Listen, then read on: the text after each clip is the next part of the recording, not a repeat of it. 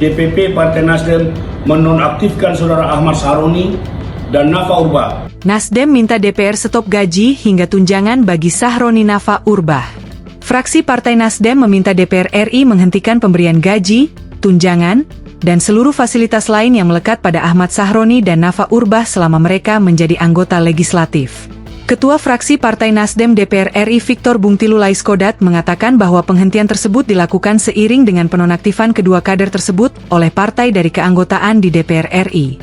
Fraksi Partai Nasdem DPR RI meminta penghentian sementara gaji, tunjangan, dan seluruh fasilitas bagi yang bersangkutan, yang kini berstatus nonaktif, sebagai bagian dari penegakan mekanisme dan integritas partai, ujar Victor dalam siaran pers yang diterima Selasa, 2 September 2025. Selain itu, Victor menjelaskan bahwa saat ini penonaktifan Sahroni dan Nafa Urbah dari DPR RI juga sedang ditindaklanjuti oleh Mahkamah Partai. Keputusan Mahkamah Partai akan menjadi dasar bagi Nasdem untuk mengambil langkah selanjutnya setelah penonaktifan keduanya dari DPR RI.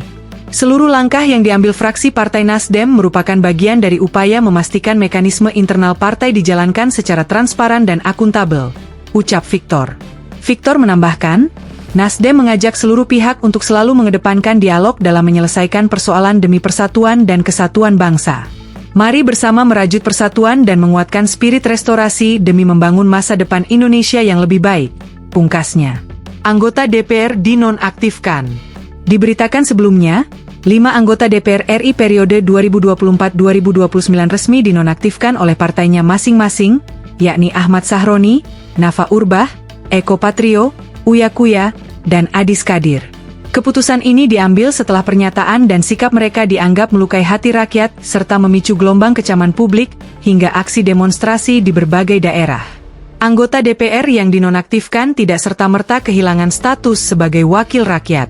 Sebab, status nonaktif berarti mereka untuk sementara waktu tidak menjalankan tugas dan kewenangan hingga ada keputusan lebih lanjut.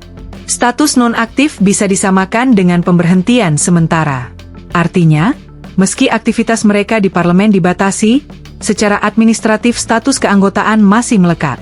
Meski berstatus nonaktif, kelima anggota DPR di atas tetap berhak menerima gaji dan tunjangan.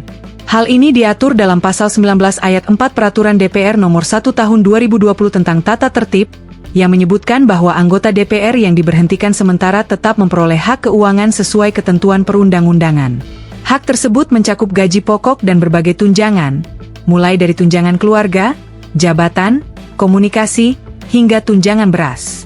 Dengan demikian, meskipun tidak aktif bekerja di parlemen, secara finansial mereka masih mendapat hak penuh sebagai anggota dewan. Download Tribun X sekarang, menghadirkan lokal menjadi Indonesia.